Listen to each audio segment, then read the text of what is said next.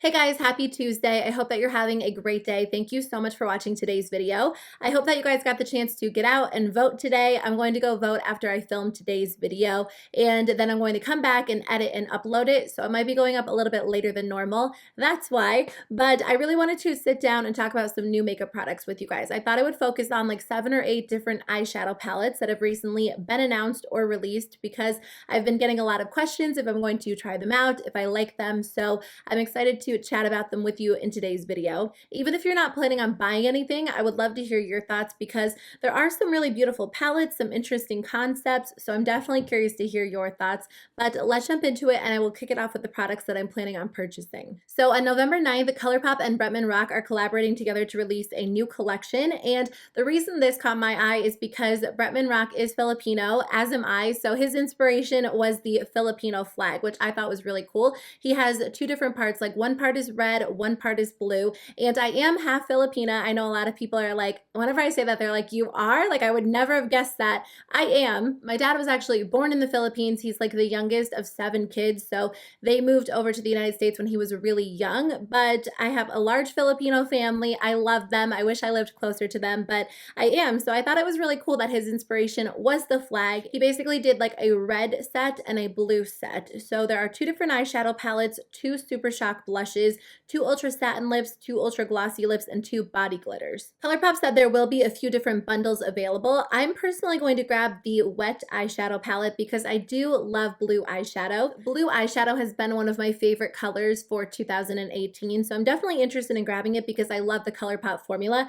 I think I'm going to skip over the lit palette because I do have enough warm tones in my collection. Between the Soul palette and the Yes Please palette, I'm pretty much covered with ColourPop warm tones, and a lot of people were commenting saying it was basically like the same theme as the Sol Imar palettes. I think that the Bretman Rock palettes actually have more color to them than those previous palettes, but I do think the theme is very similar, so I don't know exactly why they released them so close together, although that was like the beginning of the summer, but even still, I guess when you're a brand that constantly releases new products and new collections all the time, something's bound to get repeated. So I feel like that's probably what happened here. But the wet palette looks beautiful. There are really pretty blues. There are some cooler tones, so I'm definitely going to grab it. $12, in my opinion, is a great deal.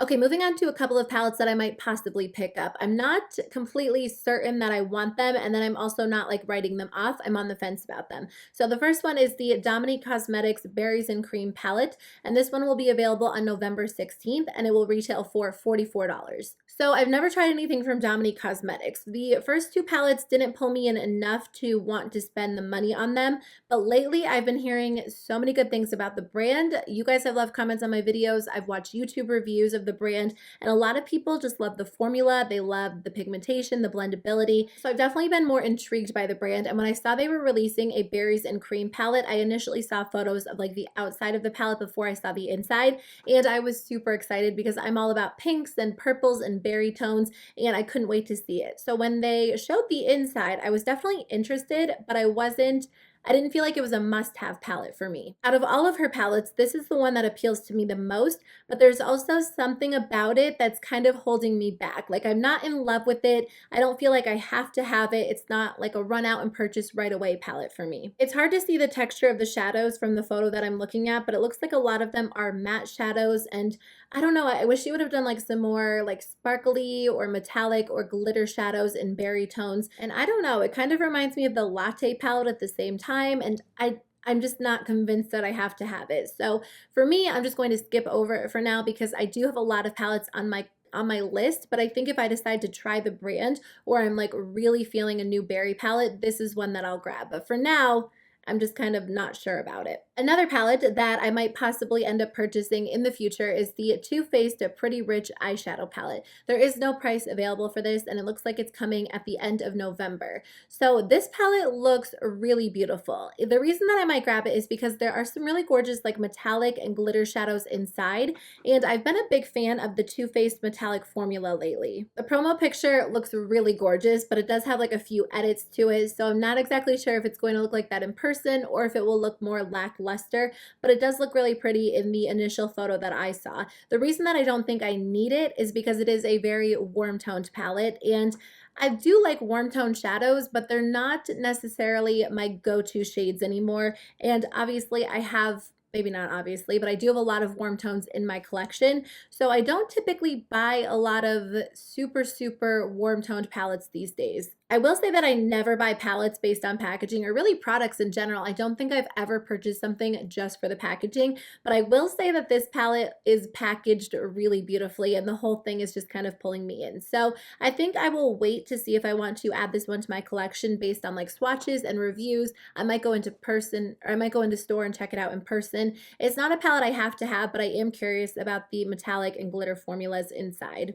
So let's talk about the Morphe James Charles collab. They're releasing the Unleash Your Inner Artist palette on November 13th, and it will be available for $39. Weirdly enough, this palette caught my eye. I haven't purchased from Morphe in a really long time, and it's not because I have anything against Morphe.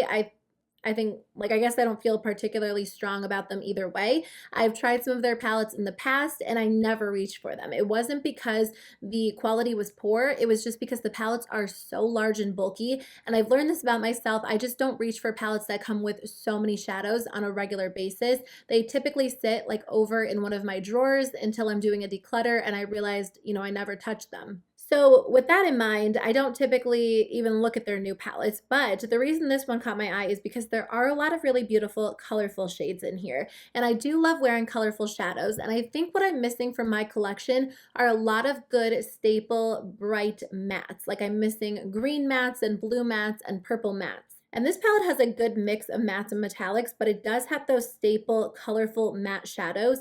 And as I was looking at swatches, they're pretty pigmented, and I think that Morphe shadows are known for being fairly pigmented. So I'm curious about it. I think $39 for 39 shadows is a great deal. And I think if I purchase it knowing that it's not necessarily going to be my go-to palette, but it will be there for me when I want to create like a really beautiful, colorful eyeshadow look, then I think I would be okay with it sitting in my collection for a lot of the time, because there are very specific instances where I need a matte green or a matte blue or a matte purple and I just don't have them. So maybe I'll end up grabbing that one. I just think it might be a useful palette to have in my collection, and I don't know, it just kind of caught my eye and I was thinking that I could use a lot of those brighter, colorful shadows.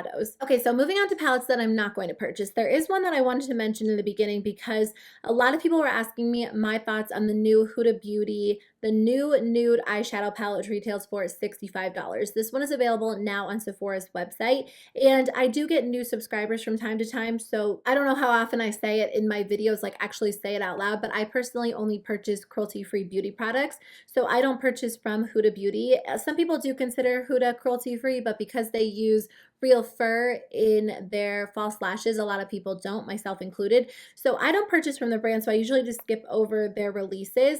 But because a lot of you guys were asking me, like, this palette is insanely beautiful. Like, I love this palette. I'm a big pink eyeshadow fan. Some people think I wear too much pink eyeshadow, and I say wear whatever makes you happy. It washes off at the end of the day, and it's just eyeshadow. And pinks are so much fun. Like, I just love wearing them. There are so many different variations. You can wear cool tones, warm tones, brights, darks. There are just so many gorgeous pinks. And this palette has a ton of different pink shadows in it, and it looks really interesting. There are a bunch of different finishes going on. If Huda was a brand that I purchased from, I probably would end up grabbing this palette, to be honest. And $65 is a lot for a palette, but I just think that this one is so interesting. So it definitely caught my eye, and I think it's gorgeous, but I just personally don't purchase from the brand, so that's why I won't be buying it. So Tarte's actually releasing a somewhat colorful palette, and it is their TARDIS Pro remix. The original TARDIS Pro retails for $49, so I personally assume it's going to be somewhere around that price tag, and it's not available yet. It is coming soon. How do you guys feel about this palette? A couple of you were tagging me on Instagram, and I was like chatting with you, and I'm like, I don't know how I feel about it. I can't decide if I like it or not, and I think it's a step in the right direction. I think Tarte is a brand that really focuses on neutral eyeshadows, and I don't think there's anything wrong with that. There's definitely a market for neutral, really subtle eyeshadows, and if that's their thing, then that's perfectly fine. I think, what set everyone off this year is because they released that stupid April Fool's palette, and then they said it was coming, like they teased colors very similar to that, and I wonder if this is what they were working on, because there are some similar shades in this palette, and it's a start for people who want Tarte to incorporate more colorful shadows, but at the same time, I'm not really drawn to this palette after looking over it more and more. The metallic and shimmer shadows in the TARDIS Pro weren't really what I loved about that palette. I thought they were okay, but I think the matte shadows were what performed the best in that palette. So if the formula is the same, then this palette wouldn't really be for me. And then on top of that, Tarte shadows are just really hit and miss for me. They're not typically my go-to brand for metallic shadows or even matte shadows. They're just not really my go-to brand when it comes to eyeshadow palettes in general. I tried like the Tarte Lit in Bloom, the original Tarte Lit palette, and I couldn't get them to blend very well for me. Everything just looked very muddy, and ever since then, I haven't really purchased a lot of their palettes. I like a couple of their palettes. This one, it's not calling my name enough to want to spend my money on it, but I would love to hear your thoughts. I think it's a start, but I think everyone just really wanted the April Fool's palette, and at this point, it's like, I don't think it's coming. And the last palettes that I wanted to mention are from Urban Decay. They are doing 3 different on the run, on the go palettes. These are going to be available in December, and each palette comes with 8 different shadows. They haven't released a price point. I'm assuming they're going to be around like the $25, $30 price tag, and there is a mix of mattes and metallics in them. They are mainly neutral eyeshadow palettes with a few different pops of color. And for me personally, again, I just don't feel like I have to have these in my collection. I really like Urban Decay's formula in general, even though they do different formulas within like the different palette releases. In general, their formula is one of my favorites, and I don't doubt that this formula is going to be good, but I just don't need these palettes. I have these colors in other Urban Decay palettes. So those are all of the palettes that I have to chat about in today's video. I think this might have been a little bit of a shorter purchase or pass, but honestly, who knows, because I do tend to ramble. I hope that you guys had a great day. Thank you so much for watching. Right after this video, I'm actually going to film a second one because I always film 2 in a row, and I'm going to talk about different vault collections that are available this year. So make sure to subscribe because that video will probably be up next week, I want to say. And I will see you guys tomorrow with a new video. Bye.